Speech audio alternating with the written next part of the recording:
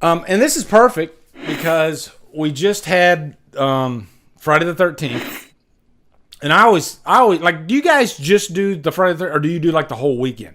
Not saying you have to watch the movies, but I don't know, just something, I guess, to celebrate Friday the 13th. Because it is my second favorite holiday. I love Friday the 13th. There's just something about the energy in the air when that day comes around. I love it to death.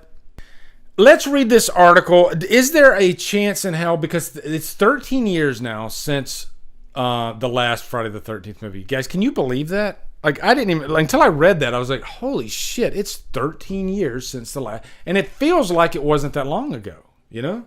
Okay, here's what Victor Miller can and might do with his part of the franchise. Okay. And I haven't read this either yet, guys. I wanted to kind of read it live with you guys and maybe get excited. We'll see what happens. So we'll see if we all get excited or not, okay? With another Friday the 13th upon us, it's only natural that we're once again talking about the Friday the 13th franchise. As most horror fans know by now, the film franchise has been held up for several years now in a legal battle between Friday the 13th screenwriter Victor Miller and director Sean Cunningham, with the rights currently split between them. Backstory recap, okay? Ever since a judge ruled back in 2018 that Friday the 13th screenwriter Victor Miller is the sole owner of the original screenplay in the U.S., Sean Cunningham has been working to have the decision reversed. Which, by the way, guys, no way in hell. After 35 years, it's a pretty cut and dry contract, so there's nothing he can do. Anyway, the argument continues to be that Miller wrote the screenplay as a work for hire and therefore should have never been to gain rights to the screenplay in the first place. While the trial judge has ruled that the rights go to Miller after all these years under the Copyright Act terminations right, which allows authors to regain the rights to work they signed over to a company, Cunningham and Horror Inc. were hoping that the Second Circuit Court of Appeals would end up reversing the decision. The Second Circuit was tasked with deciding if Miller would keep the rights to the Friday the 13th screenplay as decided in 2018, or if they would revert back to Cunningham Horror Inc. As we learned last year, Miller won the copyright termination appeal. In other words, the Second Court of Appeals affirmed the district court's previous order, rejecting the argument and concluding that Miller was an independent contractor when he wrote the screenplay and is therefore entitled to authorship rights, which I think that's fair. You know, if I wrote something and somebody said, no, that's mine now, I'd be pretty fucking pissed. You know, that's his property. He wrote it. He came up with the story, the first story. So, I mean, as much as I want a new Friday the 13th movie, fair is fair and right is right. Victor Miller owns that property, the first movie. He wrote the story. And it's wrong if somebody takes that from him.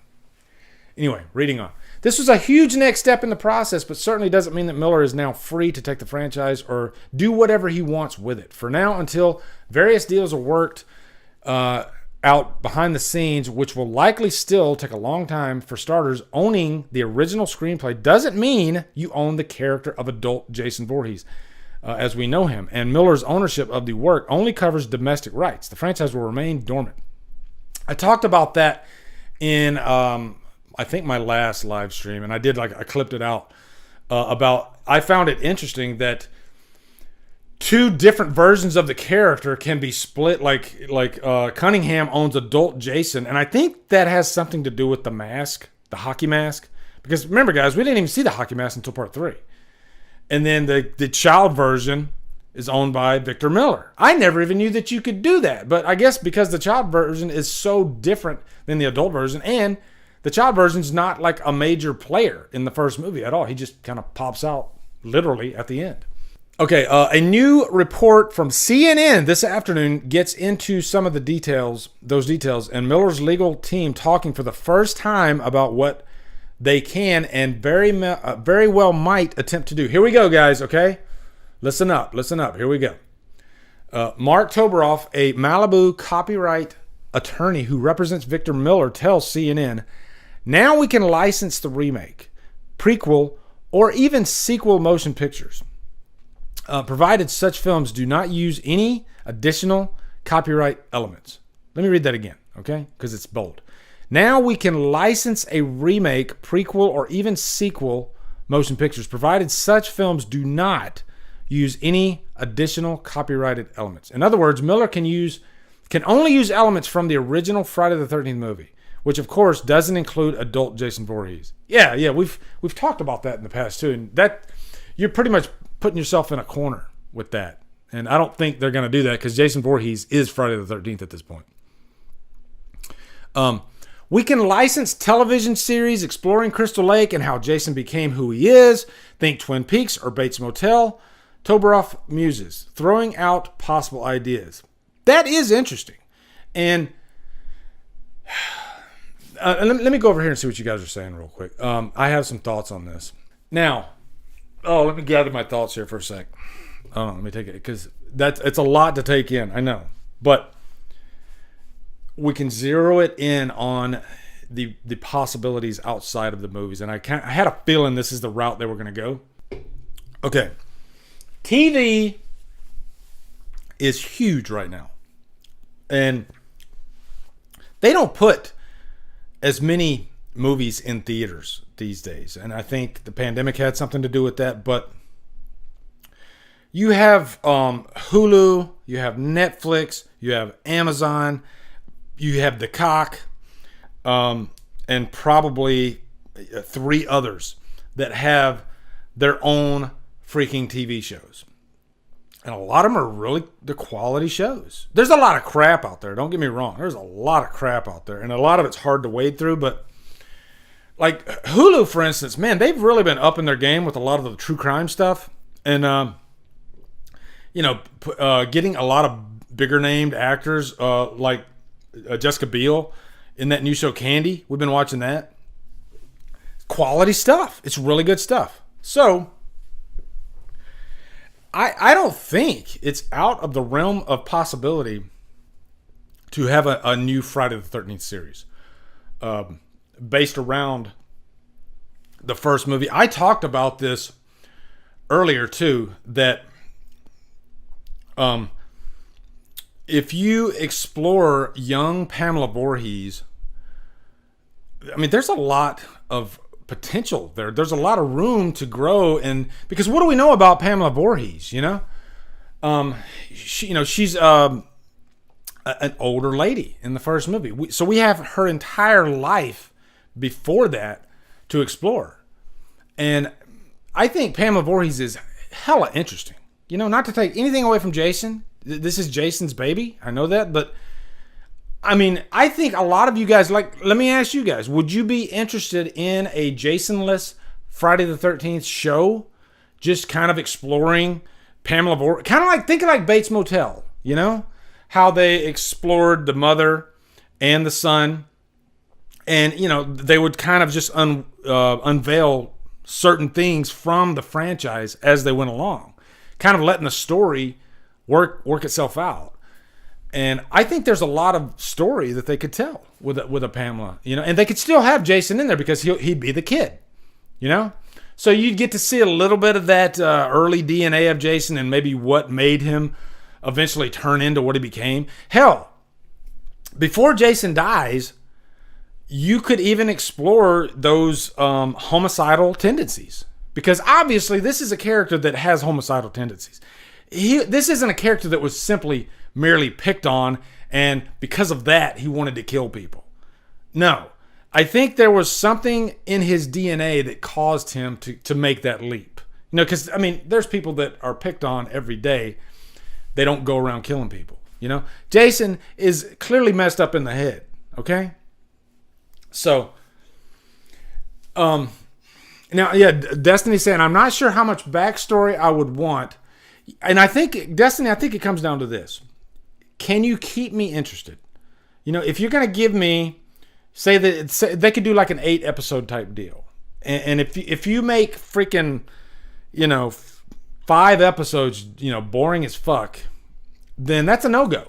But if they're well written, if you give us some little trigger moments in each episode to kind of keep the story moving forward, I think it could work. I think it could be really cool, actually. And this is why this would be important, okay? It would do a couple things.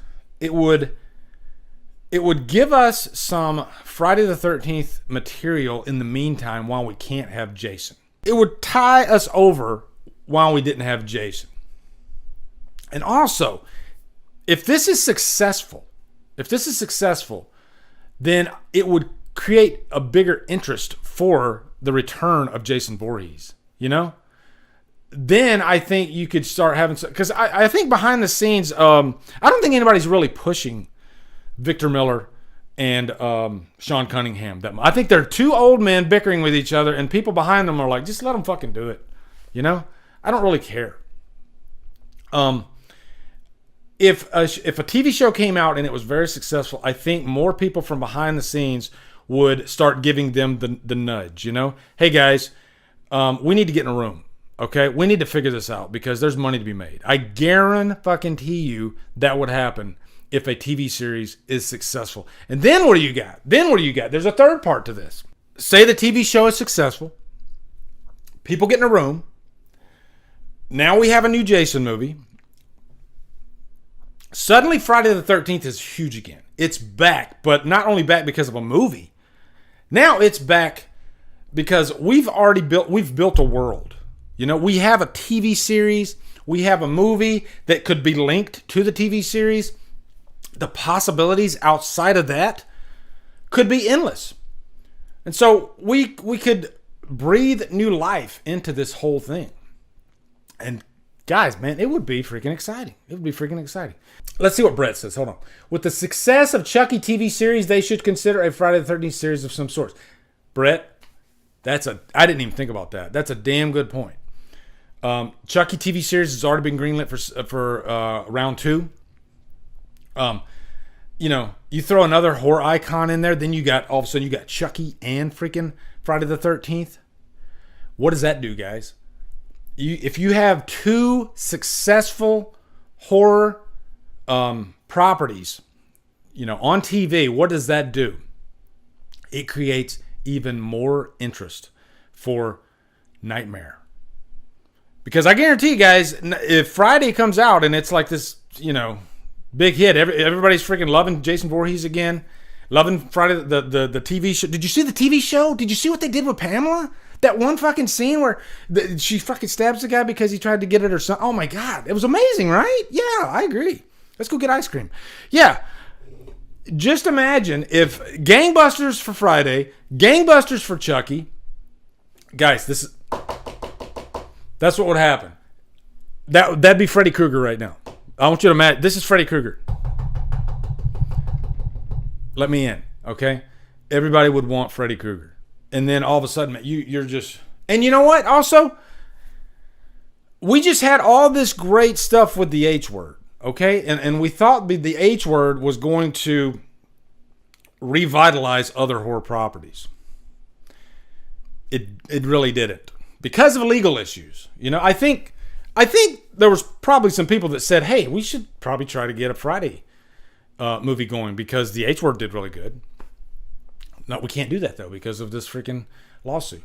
So now I think and plus CNN is actually doing a story on Friday the 13th. That's kind of big. You know, that's kind of big. Usually they stay in their lane. Usually we're over here in our little horror corner. And, you know, we in our little sandbox, and that's where the news reports pop out and all that stuff. But we have CNN from way over here. They're noticing little embers over in the little horror sandbox. And they're like, what are those embers from? Oh, shit, that's Friday the 13th. And what's the holiday that we just had? Friday the 13th. And how long has it been since the last Friday the 13th movie? 13 years. Oh, wow. Let's do a story on that. So that could light the fire. You know? So I'm getting excited just thinking about it. And you know what, guys? Honestly, I would welcome a Friday TV series at this point. Give me something, goddammit. Give me something, you know? Mark Wren doesn't like CNN. I don't give a shit about CNN. You know what? Freaking all of it. All the news is kind of bullshit anyway. But if I'm just talking about if somebody up high is noticing this little horror property that, you know, to me that's a good thing, you know? In other words, Miller only has young Jason Voorhees at his disposal, so he could theoretically work with filmmakers on a project involving Jason's early years, before The Mask. Presumably, He could also use the character of Mrs. Pamela Voorhees, the killer in the original film. Another thought on that too, guys. And I'm kind of reacting to this story in real time here, but I have another thought too. Let's talk about Jason for a sec. How old does young Jason Voorhees? What qualifies as young Jason Voorhees? I mean, are we talking about the hockey mask? Like, because I haven't heard anything about the sack head. So could the sack head be in play? That is a question. Also, who says Jason has to be 10 years old? Could Jason be like a teenager, late teens? That puts you into the ballpark of being able to be more like an adult killer. I mean, hell, because Myers was 21 years old in the first movie. So, what qualifies as adult? Is there some wiggle room here? And I guarantee you, they're asking these questions. Okay, they're asking these questions. Is this just because of the hockey mask? So does that mean I can do whatever I want with Jason Voorhees up until the hockey mask? Kind of like what they did with Smallville. I can do whatever I want with Clark as long as I don't put him in the Superman outfit. But the major problem here is that Miller only has rights to the screenplay in the United States, which means he can't make a movie without worldwide distribution. Miller has to convince a studio to make this thing that can only be distributed in the U.S. That's a problem. Because everything's about international rights these days too. I think international rights are a lot more important these days than it was back in the 80s. Entertainment lawyer Friday the 13th Part 3 star Larry Zerner tells CNN, we can have this theoretical argument that you can do a movie that doesn't infringe on the rights of anyone else, but is anyone seriously going to do that without worldwide rights? I doubt it. Yeah, and he's probably right. And that's, so that's kind of the loophole if they're willing to do this just in the States. As for what Sean Cunningham is able to do without Victor Miller, it would seem that he can't use Jason Voorhees without Miller's permission, which ties his hands quite a bit. I think for sure it will come back, Cunningham tells CNN, but I can't tell you it will come back this year or the next. Will Jason come back into theaters right now? It is 50-50. And to me, that means money. That's what that comes down to. Money and ownership. So it's all down to a contract, guys. For now, the two parties are still at odds with one another, and the only way for any progress to be made is for them to work something out. And they're probably thinking about their legacy. They're probably thinking about their families, because these are two older gentlemen. And so, they're probably thinking they want to make sure that their families are taken care of when they're gone. So that's probably the holdup. It's not just a selfish thing. I think there's a lot of moving parts to this, and sometimes, like when I was in the military, let me give you an example. When I was in the military, and I used to do like project management and whatnot, and I would have to get, I'd have to meet up with all these different moving parts of a project, contractors, and a lot of times you couldn't really get everything done if you only met with one at a time. Or if you did get something done, it would get done a lot slower. So my thing was, when I would do project management, I would be like, I want to get everybody in the room at the same time. That was my thing. Because I knew that if I get everybody in the room at the same time, this guy can talk to this guy and this guy can talk to this guy, because I don't have all the information. I'm just a facilitator, right? And so I don't want to get this information and then have to go to this guy and get this information. And by the time I get to the third guy, I've already forgotten what the first guy just said to me. So if I get everybody in the same room, then, we can play ball, right? I think that's the same situation here. I think Beth's here. What's up, Beth? How are you doing? I think not just Victor Miller and Sean Cunningham, but I think everybody that has something at stake needs to get in that room. Needs to get in that room. And then and only then will we can start moving the needle a little bit, okay? So that's the Friday news. Booster seat, thank you. A booster seat, hot dog. What's that from, guys?